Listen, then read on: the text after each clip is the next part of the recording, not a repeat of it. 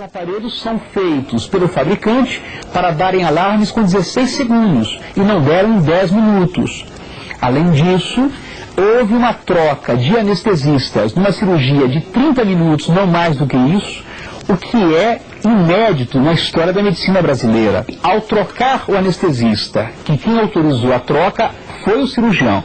O anestesista tem uma certa autonomia funcional, mas ele pediu autorização para sair de campo e entrar em campo uma nova profissional que não havia participado da chamada anamnese da preparação do ato anestésico. Ela já pegou o ato anestésico no meio, sem conhecer a clínica, sem conhecer a paciente, sem conhecer os seus companheiros de cirurgia. O pai de Renata entrou com um processo também na justiça.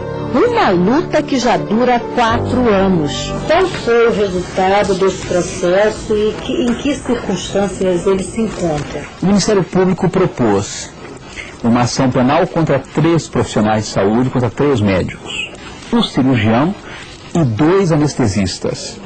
Os anestesistas, no curso do processo, fizeram um acordo com a promotoria para a suspensão da ação penal. O cirurgião não fez acordo e contra ele a ação teve seguimento. Ao final da ação, ele foi absolvido por falta de provas.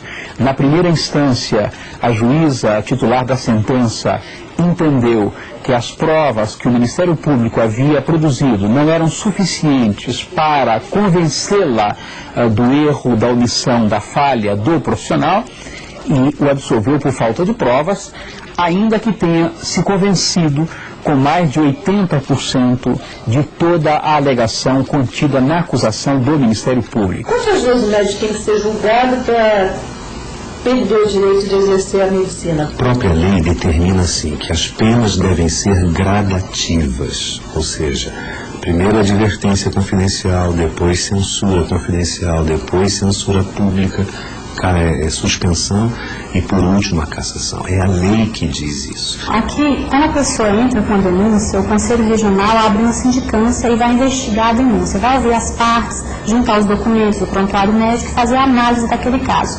Se entender que há indícios de alguma infração ética, então o Conselho abre um processo aqui no Conselho Regional. Se o médico for condenado, ele pode ser condenado em várias penalidades. A penalidade mais grave é a cassação do exercício profissional. O Conselho Regional de Medicina em Brasília, que é um órgão que não tem nenhuma credibilidade na sociedade, inocentou o médico. Eles fizeram uma ação entre amigos, que os médicos são convocados para dizer sim ou não. As perguntas são as mais simples e capciosas que podem ser respondidas por sim ou não.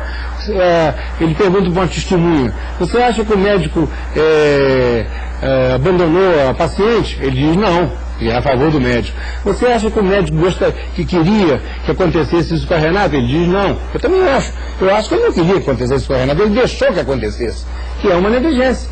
E essa negligência tem que ser punida, não só no Conselho Regional de Medicina, como nos processos criminal e processo civil. Meu Deus do céu, cadê a justiça brasileira? Cadê os juízes que vão e dão sentença ou não dão inocentam ou não dão a sentença? E o homem continua solto. Minha filha precisa de justiça. Não quero dó, não quero que ele seja punido porque eu estou passando necessidade e estou chorando, não. Eu quero a verdade. Ela queria só ser mãe. Ela queria ser mãe. E vocês não deram a oportunidade dela ser mãe. Isso é um absurdo. Isso precisa ser punido. Precisa ser investigado e ser punido para que não aconteça com outros. Não pode acontecer e vem acontecendo. Pelo amor de Deus, examine o processo e faça a sentença justa. A Promotoria Pública do Distrito Federal julgou o médico dono da clínica e que fez a intervenção em Renata culpado. Para o promotor de Aulas Costa Ribeiro, este é um caso clássico de erro por negligência médica. Há uma série de omissões em toda essa história que nós não temos como caracterizá-la, senão como responsabilidade exclusiva do diretor técnico da clínica, que por sinal era também o mesmo cirurgião que fazia o tratamento, a intervenção cirúrgica na Renata, a juízes em Brasília. Portanto, nós não temos dúvida de que a justiça com o caso Renata será feita e será feita condenando o responsável. Diante de tanto sofrimento, o pai de Renata decidiu criar uma associação para atender as vítimas de erros médicos. Pelo endereço eletrônico abaixo, a pessoa poderá buscar seus direitos na justiça.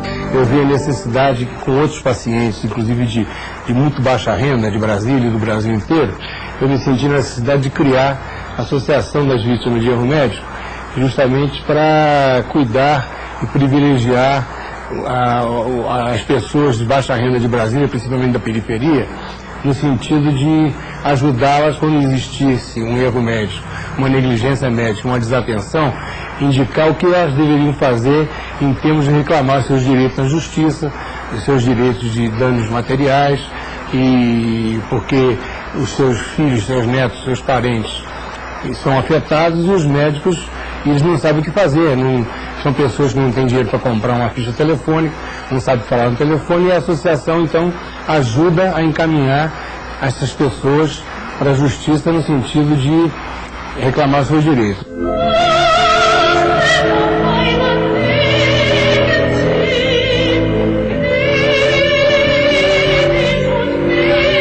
Carlos Alberto, o marido de Renata, mantém a promessa feita no dia do casamento.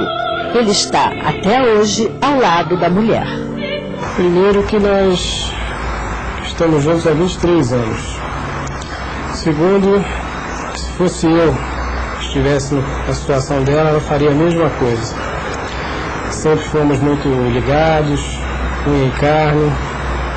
E eu sou, eu poderia dizer, das antigas, coisa assim.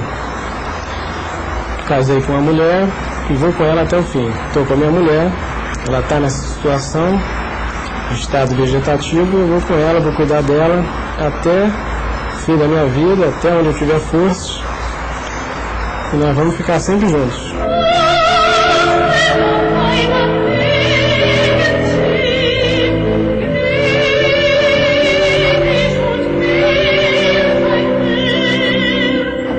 O programa Inclusão optou por não divulgar o nome do médico responsável pela cirurgia de Renata, porque o processo ainda será julgado em segunda instância.